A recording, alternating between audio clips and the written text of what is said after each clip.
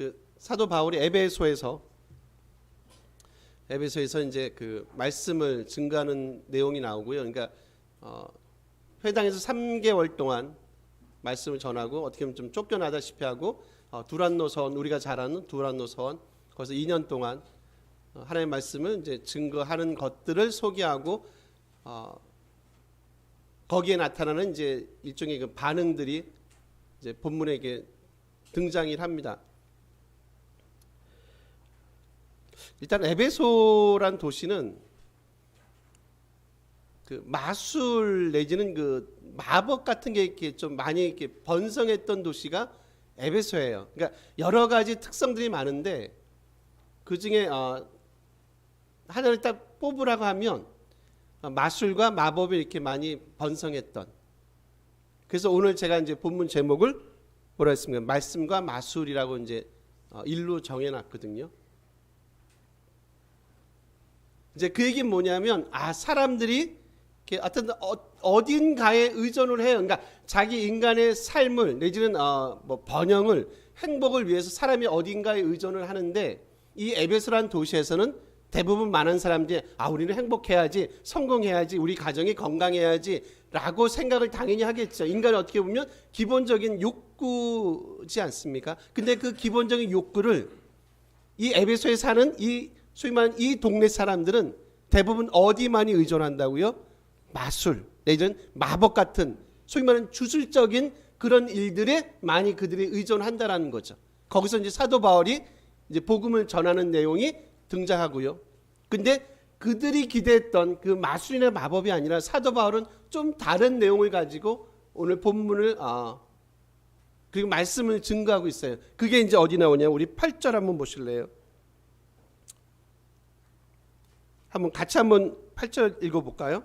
바울이 회당에 들어가 석 달 동안 담대히 하나님 나라에 관하여 강론하며 권하되. 뭘 지금 사도 바울이 말씀한다고요? 하나님 나라에 대한 것. 뭐 저희가 많이 들었습니다. 하나님 나라에 대한 것.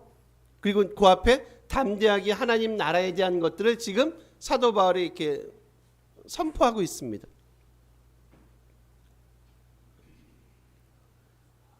여러분, 하나님 나라는 분명히요. 하나님 나라는 일단 세상 나라하고는 조금 결이 다를 것 같아요. 그죠? 그 하나님 나라의 그 핵심 메시지는 누구겠습니까? 뭐겠습니까, 여러분? 당연히 예수 그리스도이시겠죠. 이분이 생명입니다.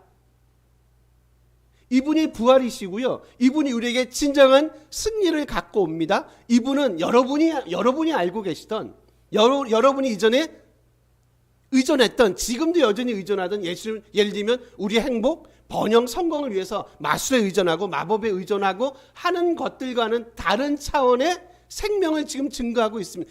전혀 다른 거예요. 주님을 통해서만이 진정한 생명과 부활의 소망과 승리의 영광에 여러분이 거기에 참여하고 도달할 수 있습니다라는 것이 어떻게 보면 하나님 나라의 핵심 메시지가 아닌가라는 거죠. 회당에서뿐만이 아니라 두란노 서원에서도 마찬가지예요. 이 말씀을 얼마 동안요? 회당에서 3개월 플러스 2회잖아요. 몇 절이죠? 10절입니다. 눈 오세요. 2회 동안. 그러니까 지금 에베소에서 총 얼마 동안 메시지를 전한 거예요? 2년 플러스 3개월, 27개월입니다. 거의 3년입니다. 기사를 한번 보니까 아까 집사님도 기도하시면서 말씀했어요. 그러니까 남자인 저희들도 요즘에 보면 이렇게 이게 언제부터 한국이 이렇게 변했지? 이제 한국이 좋은 건 뭐냐면, 저희 나라가 좋은 건 뭐냐면 일단 저희는 총기를 안 쓰잖아요. 남아공은 총기를 사용합니다. 허가를 내요. 그래서 백인들도 보시면 허리춤에 총기 차고 있는 걸 흔하게 볼 수 있어요. 쇼핑몰 가면 신고만 하면 총기를 사용할 수 있습니다. 근데 이제 죄송하지만 흑인 지역에 가면 그분들이 신고를 하시겠습니까? 신고하지 않습니다. 총 사는데 많이 큰 돈 들어가지 않습니다. 제가 알기론 총알 사는데 몇백 원이 안 들어가요. 청부도 꽤 하는 걸로 알아요. 심지어 그 동기 선교사가 막 신방을 하고 있는데 막 벅짝지껄 밖에서 흑인 지역입니다. 소리가 막 나더래요. 그래서 뭐지? 딱 했더니 한 흑인이 막 도망가더래요. 그래서 뭐야 그랬더니 그 뒤에 한 친구가 또 다른 흑인 친구가 총을 쏘면서 쫓아가더래요. 이게 무슨 서부 활극도 아니고 깜짝 놀랐대요. 그래도 이제 감사한 건 뭐냐? 우리는 이제 총기 사용을 안 하잖아요. 허가 자체가 안 되잖아요. 그래서 그래도 세계에서 가장 안전한 나라 중에 하나가 우리나라 아닙니까? 그죠? 젊은 여성들이 뭐 젊은 여자분들이 어떻든 여자분들이 늦은 저녁 새벽까지 이렇게 막 다닐 수 있는 나라가 제가 알기로 많이 다녀보지는 않았는데 제가 알기로는 많지는 않거든요. 세계 어디 가도 많지는 않습니다. 제가 있던 그 동네도 해 떨어지면 그냥 집에만 있습니다. 밖에 못 다닙니다. 이상하게 자꾸 변해가요. 근데 저희 경제력은 아시다시피 꽤 좋습니다. 그리고 제가 기사를 하나 이제 요 얘기를 하고 싶은 건데 기사를 하나 잠깐 봤더니 이게 행복 지수가 예를 들면 자기 수입이 한 달 수입이요. 한 달 수입이 500만 원 정도 이상이 되면 그런 정도의 수입을 갖고 있는 사람들이 행복 지수가 되게 높답니다. 한 달 수입이 500만 원 이상. 그럼 거의 연봉이 이제 거의 1억까지는 안 되겠지만 뭐 8,100억 되겠죠. 행복 지수가 되게 높다. 그러니까 우리의 행복은 뭐하고 많이 연결이 돼요? 경제력입니다. 경제력. 그게 하나님 나라의 어떤 핵심이든 그게 세상 나라의 원리든 상관없이 어떻든 이 땅을 살아가는 사람들의 행복은 경제 논리하고 많이 밀접하게 연결이 돼 있구나. 여러분 그렇게 생각하시면 그렇게 생각해 보세요. 그렇게 생각하시면 사도 바울 같이 불행한 사람이 없어요. 그죠? 세상의 논리나 세상의 원리나 세상의 그 원칙에 따를 것 같으면 사도 바울처럼 불행한 사람이 없는 거예요. 그분 연봉이 몇쯤 됐을까요? 자비량이잖아요. 그렇지 않나요? 한 놈이 이렇게 왔다 갔다. 제가 이래서 파리까지는 먹어본 적이 있지만 찬양하다 파리 한 번도 제가 삼키고 막 그래 본 적이 있습니다.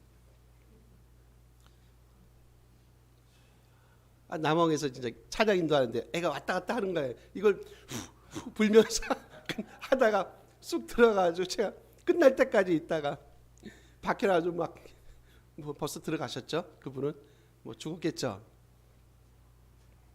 이놈이 갑자기 제 논지를 흐려가네. 이놈이 파리 왔다 갔다. 사도 바울은 자비량이에요. 그죠? 하루 벌어서 하루 먹고 사는 사람입니다. 경제력 일할 것도 없어요. 가족도 없잖아요. 그죠? 오늘은 이곳, 내일은 이곳, 그죠? 저곳 가고, 뭐 에베소는 꽤 오래 머물러 있었지만 우리가 아시다시피 쭉 다니면서 그분의 선교 그 질을 보시면 그렇게 오래 머물지 않습니다. 뭐 몇 주 머물다 가고 몇 달 머물다 가고 그나마 에베소에서 꽤 오랫동안 2년 3개월 동안 꽤 오랫동안 머물렀어요. 그러니까 어디 세상 어떻게 보면 마음둘 곳이 없는 분이에요. 그러니까 세상의 논리나 세상의 원칙으로 보면 전혀 행복하거나 그리고 아주 불행한 삶을 살아갔을 게 맞는 사람이 어떻게 보면 사도 바울이에요. 근데 여러분 우리가 감히 사도 바울에 대해서 그런 얘기를 할 수 있습니까? 그분은 되게 불행한 삶을 살았어요 라고 말할 수 있어요. 말 못하잖아요. 가장 우리는 위대한 믿음의 영웅으로 우리가 그분을 손꼽지 않습니까? 왜 그럽니까? 왜 그럽니까? 우리가 생각하는 가치, 세상이 생각하는 가치하고요, 사도 바울이 생각하는 가치, 그리고 하나님 나라의 가치가 이 두 개가 같지 않은 것 때문에 그래요. 우리 한번 8절 다시 한번 가보세요. 거기 하나님 나라 강론하고 권면하다 얘기죠. 그 앞에 보면 하나의 단어가 소개가 되어 있어요. 담대하게라는 단어가 있죠. 담대히로 표현되는데 이게 파레시아 조마이라는 단어인데요. 여러분 요 단어가 파레시아 조마예요. 요 단어가 신약에서 9번 사용되는데 사도행전에서만 7번 사용돼요. 흥미롭죠? 사도행전에서만, 그러니까 거의 다 어디에서 많이 써요? 사도행전에서. 즉 그 얘기는 뭐예요? 그 얘기는 뭐냐면 사도 바울이 아마 사도행전 선교 사역을 다니면서 그가 겪었을 내지는 그가 겪을 그런 일들을 미리 암시해 보여주지 않습니까? 결국 그의 삶이 그렇게 평탄하지 않을 거라는 거예요. 그의 삶이 담대하지 않으면, 주님의 말씀이나 다른 것들로 그의 삶이 채워지지 않으면 그가 이 선교 사역을 온전하게 마무리할 수 없을 것이라는 것을 암시적으로 보여준다는 거죠. 그래서 강조하는 단어가 뭐래요? 지금 담대하십시오. 파리시아 조마이라는 단어입니다. 바울아, 담대하라. 겁낼 거 없어. 특히 이 단어는 유대인과의 변론을 할 때 주로 이 단어가 많이 사용되거든요. 그것도 되게 아이러니하지 않습니까? 유대인들은 여러분 누굽니까? 되게 하나님과 가까이 있다고 생각하는 사람들 아닙니까? 근데 그들과 변론할 때 사도 바울의 마음속에 느꼈던 감정들이 있을 거예요. 하나님과 늘 가까이 있다고 생각하는 그들이 사실상 어때요? 아, 이분들이 하나님과 되게 멀구나. 저는 뭐 사도행전만이 아니라 성경이요. 성경의 역설이 바로 이런 곳에 있다고 봐요. 주님과 가까이 있을 것 같은, 하나님과 가까이 있을 것 같은 하나님의 자녀라고 불렀던 그들, 유대인들, 이스라엘 백성들이 정작 뚜껑을 딱 열어보니까 그들이 사실상 어떻게 보면 하나님과 가장 멀리 있는 백성일 수 있다는 거예요. 그래서 사도 바울이 유대인과 변론할 때 사용했다는 이 단어, 파레시아 조마이라는 단어를 지금 사도행전에서 7번이나 사용하면서 사도 바울에게 뭘 줍니까? 바울아, 걱정할 거 없어. 내가 너와 함께 할 거야. 담대해. 라는 말씀을 지속적으로 사도행전이 강조하고 있다는 거예요.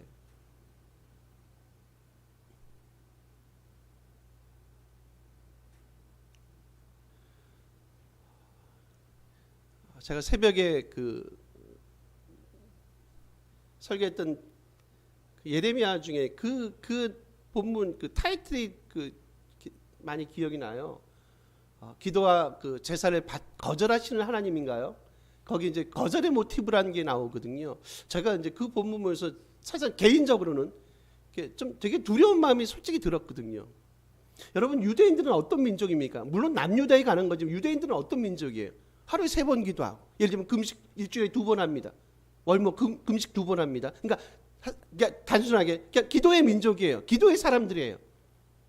그리고 평생을 수천 년 동안 하나님께 향기로운 뭘 드려요? 제사, 제물을 드렸던 사람들이에요. 하나님이 이렇게 말씀하세요. 야, 너희들 더 이상 나한테 기도하지 마. 그리고 제사도 하지 마.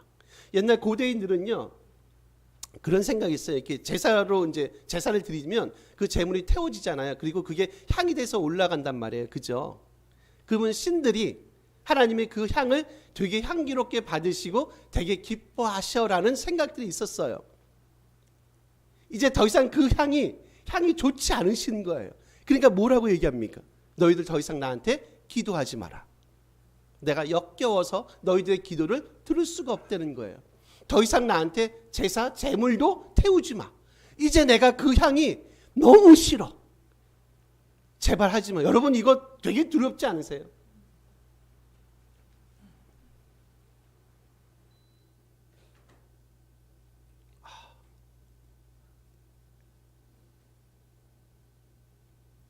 기도의 민족인데요. 예배의 민족인데 더 이상 기도도 하지 말고 더 이상 예배도 드리지 말래요.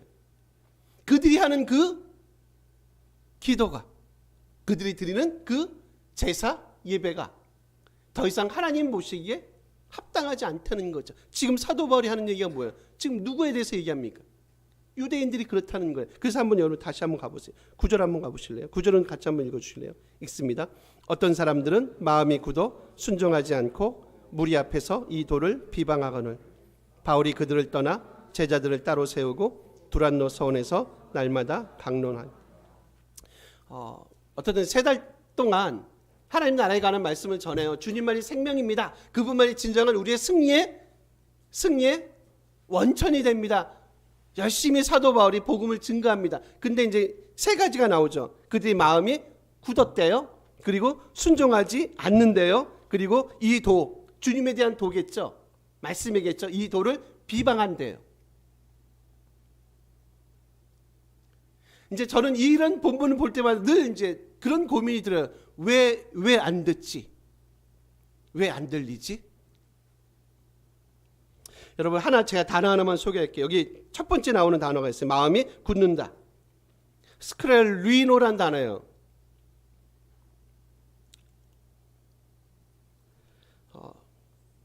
둔감하다, 완고하다, 완강함이란 단어를 쓰여요. 뜻으로 쓰입니다. 근데 이 단어가 몇 번 나오는 줄 아세요? 신약에서 6번 나오는데 사도행전에서 딱 한 번 여기서만 사용되는 단어, 스크렐리노란 단어가 사도행전에서 딱 여기 한 번만 사용돼요. 뭘 볼 수 있어요? 그들의 마음의 완악함이나 그들의 마음의 그 완강함이요.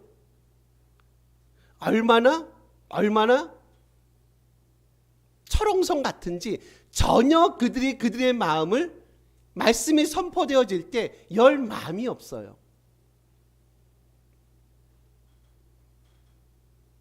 지금까지 이런 식의 우리가 패턴을 많이 봤어요. 사도 바울이 복음을 선포하는데 지금 이 본문만이 아니라 이미 앞에서도 사람들이 많이 마음을 완악하게 하고 마음을 열지 않고 그런 장면을 많이 보지 않으셨습니까? 근데 지금 이 단어 있잖아요.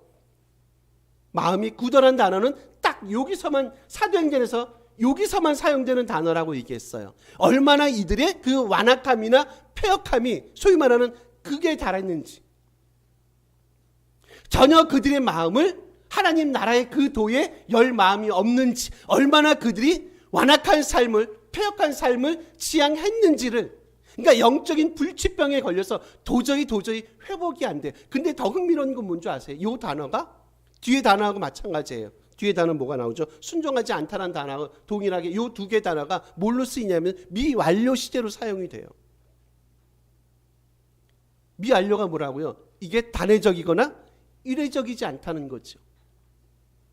계속적으로, 지속적으로. 그러니까 3달 동안 말씀을 전했는데 전혀 그들의 마음을 열 마음이 없어요. 3년 동안 전했다고 생각해 보세요. 그럼에도 불구하고 그들의 마음을 열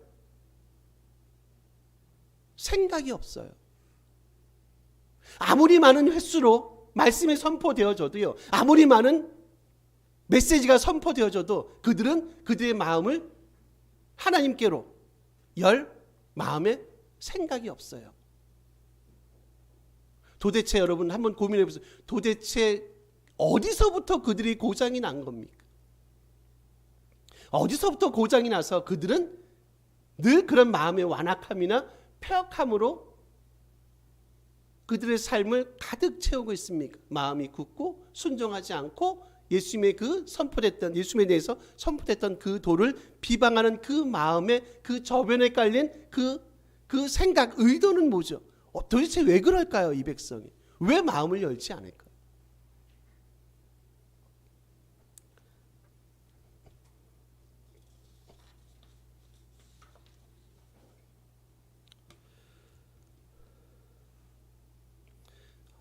심각한 그 영적인 분명히 각성이 저는 필요하다고 보거든요.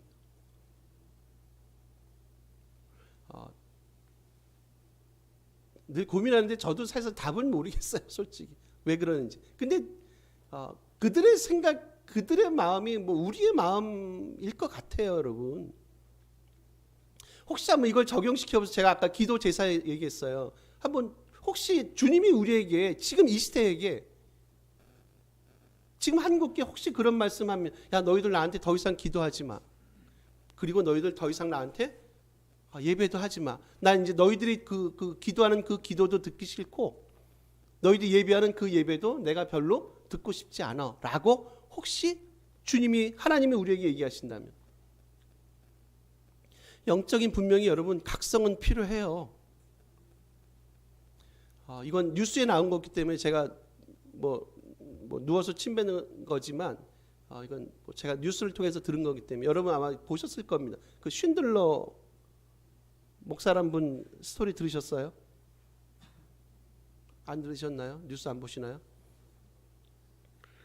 이건 외국에서도 소개가 됐다고 얘기해요. 그러니까 그 엄청나게 탈북하는 청소년들을 이렇게 많이 도와서 이들을 정착시키고 막 그런 일을 했던 분이라 90년대부터 외신에서도 소개가 될 정도로 한국의 쉰들러 목사다라는 이제 꽤 하여튼 수면 저명 인사가 되는데 제가 엊그저께 뉴스를 보다 이 얘기가 나와서 딱 봤거든요.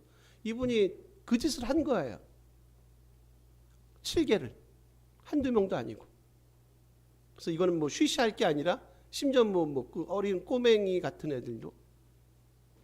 그래서 이제 누군가 이제 자기들끼리 이제 입을 맞춰서 이제 이거는 분명히 이제 여론화 시켜야 되겠다 해서 이렇게 터졌어요. 터져서 이제 물론 이제 그분은 이제 모자이크 처리를 하죠. 저는 이제 그 생각이 돼. 그분이 처음부터 그랬을 것 같진 않아요. 처음에 진짜 순수한 마음 가지고 그 영혼에 대한 그 열망을 가지고 했을 겁니다. 진짜로. 저는 그렇다고 봐요. 처음부터 내가 이렇게 해가지고 내가 이렇게 해야지 7개를 범해야지라고 그런 플랜을 갖고 그분이 진짜 그 생사를 넘나들면서 그 아이들을 도왔다고 생각을 하지 않습니다. 처음엔 분명히 복음에 대한 열정, 그 아이들에 대한 영혼에 대한 연민들, 생명에 대한 그 생각들을 가지고 분명히 도왔을 거예요. 탈북을 도왔을 겁니다. 세월이 많이 흘러갔어요. 사람이 변해갑니다. 변해가네요. 변치 않는 사람이 없네요. 그러면 그 변해가는 그 과정에 도대체 우리는 무엇을 해야 되지에 대한 진지한 고민이 생기는 거예요, 여러분. 여러분 10절 한번 다시 가볼게요. 눈 와보세요. 뒤에 맨 뒤로 가보세요. 유대인이나 헬라인 다 주의 말씀을 듣더라고 얘기하죠. 우리 20절로 가볼까요? 요건 같이 한번 읽어주. 다음 주에 다시 보겠지만 다시 한번 읽어주실래요? 이와 같이 주의 말씀이 힘이 있어 흥왕하여 세력을 얻은. 요걸 같이 한번 두 개를 묶어보세요, 여러분. 유대인이나 헬라나 주의 말씀을 듣습니다. 20절입니다. 주의 말씀이 힘이 있어 흥왕하여 세력을 얻습니다. 결국 우리의 초심을 지켜줄 것 있죠. 우리가 처음에 가졌던 주님에 대한 그 견딜 수 없는 그 뜨거움들 있잖아요. 그것을 지키게 만들어주는 어떻게 보면 유일한 해법은 뭐밖에 없을 것 같아요. 뭐밖에 없을 것 같습니까? 늘 하나님의 말씀 안에 거하는 수밖에 없는 것 같아요. 여기 안에 이제 다음 주에 보겠지만 엄청난 기적들과 여러 가지 사건들이 벌어져요. 그럼에도 불구하고 사도 바울이 누가가 이 본문을 통해서 강조하고 싶은 건 뭐냐면 기적도 좋고 치유도 좋고 귀신이 쫓겨나가고 하는 것도 중요하지만 결국 우리들로 하여금 이 땅의 그리스도인들로 하여금 그리스도인 되게 만드는 것, 이 땅의 교회들로 하여금 교회 되게 만드는 거 있다. 그건 뭐라고요? 기적과 이적보다는 마술보다는 뭐가요? 주의 말씀 위에 든든히 서가는 것만이 이 땅의 교회를 교회되게, 이 땅의 성도들을 성도 되게 만드는 어떻게 보면 유일한 해법임을 오늘 본문을 통해서 말씀하고 있지 않습니까? 주의 말씀이 어떻다고요? 힘이 있어 흥황합니다. 마술이 흥황하는 게 아니라 마법이 사람들의 마음을 뺏기는 게 아니라 여호와의 말씀으로 늘 자신을 돌아보는 것. 사도 바울이 이런 말씀이 생각나지 않으세요? 나는 날마다 매일 나는 죽습니다. 사도 바울이 그 정도면, 바울이란 사람이 그 정도면 저 같은 사람은요, 여러분 같으신 분들은 한 달에 한 번씩만 죽으시겠습니까? 1년에 한 번 날 잡아서요. 과연 그래서 우리가 이 하나님 나라의 말씀의 도를 우리가 지켜나갈 수 있겠어요? 우리의 삶에 그 주님을 만났던 그 첫사랑의 그 뜨거움들을 우리가 계속 유지하면서 하나님을 향한 순종과 그 말씀의로의 길을 벗어나지 않을 수 있겠습니까? 분분초초 우리가 죽지 않으면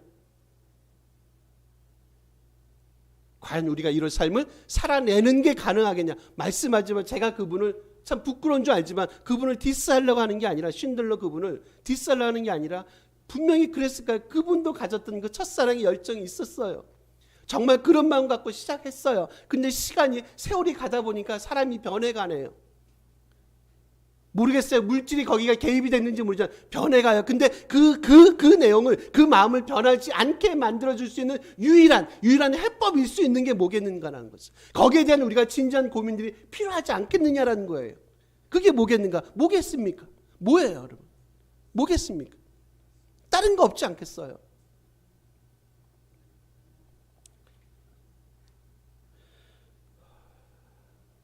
하나만 여러분 11절 12절입니다. 12절 한번 보실래요? 읽습니다. 심지어 사람들이 바울의 몸에서 손수건이나 앞치마를 가져다가 병든 사람에게 얹으면 그 병이 떠나고 악기가, 여기 예를 들면 손수건은 아니고요.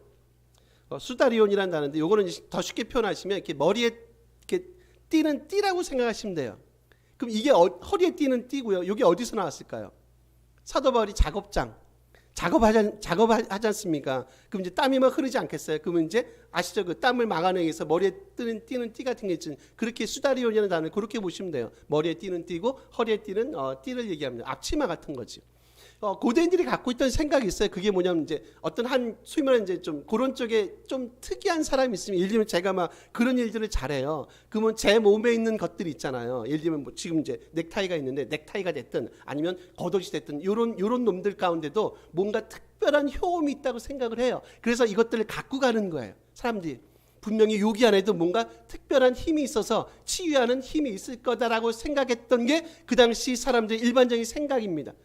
다시 말씀할게요. 그럼에도 불구하고 여기서 놀라운 역사가 있나요? 요거는요, 그 당시 사람들의 생각입니다. 요거는 마술이에요.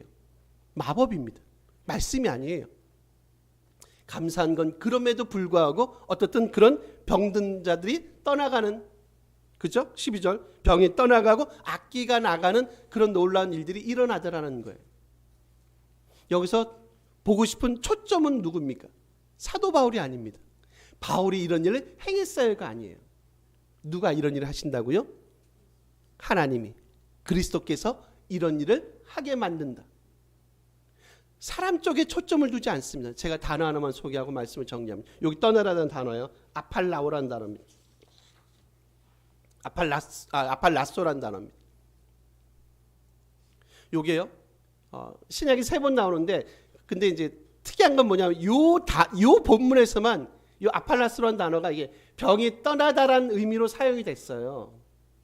근데 다른 두 곳에서는 뭘로 쓰이냐면 화해하다, 화해시키다 내지는 자유롭게 하다라는 의미로 사용이 됐습니다.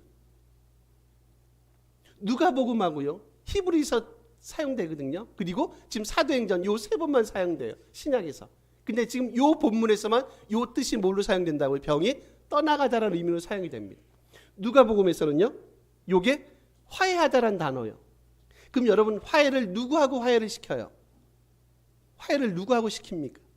하나님과 사람 사이를. 아팔라소입니다. 그리고 자유롭게 합니다. 어디서 자유롭게 합니까? 죄와 죽음에서 자유롭게 만듭니다. 병 자체를 떠나게 만들고 치유하는 것도 의미가 있지만 더 중요한 의미는 뭐냐면 바로 주님의 이름이라는 거 있잖아요. 주님의 능력이라는 건 한 사람을 하나님과 그 사람 사이를 뭐하게 만든다고요? 화해시켜요. 그게 뭐라고요? 그게 복음의 능력이라는 겁니다.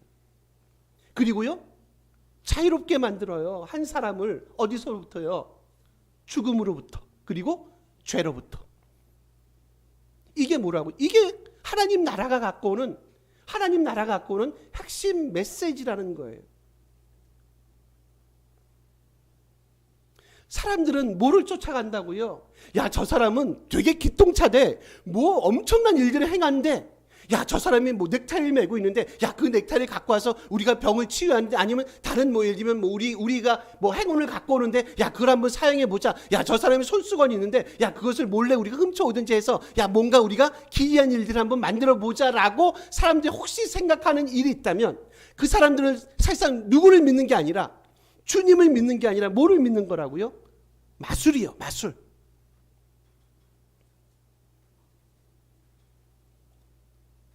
에베소 사람들과 크게 다르지 않은 마술이나 마법에 의지해요. 오늘 본문은 그런 얘기를 하고 있지 않습니다. 뭐를 보시라고요? 여러분, 말씀을 보십시오. 말씀의 능력이 있지, 손수건의 능력이 있는 게 아니라, 넥타이의 능력이 있는 게 아니라, 어떤 사람의 손이 능력이 있는 게 아니라 말씀의 능력이 있어서 그 말씀을 여러분의 삶을 치유하시고 하나님과 우리를 화해시키시고 우리를 죽음과 죄로부터 자유하게 하는 일들이 우리 삶 가운데 일어납니다. 뭐를 통해서요? 주께서 우리에게 주셨던 그 말씀을 통해서. 그래서 우리가 변하지 않는 그 믿음의 여정을요, 믿음의 여정을 처음과 끝을 똑같이 마무리하시는 거예요. 저는 이게 우리의 기도의 제목이었으면 좋겠다는 생각이 들어요. 현대인들이 추구하는 건 뭐예요? 마술을 추구하지 않습니다. 뭔가 우리 삶에 독특한 기이한 일들이 일어나기를 추구하지 않습니까? 현대판 마술이에요. 현대판 마법을 우리는 기대합니다. 마치 기독교를 그렇게 이해해요. 거기에 열광한단 말이에요. 그렇지 않다고요.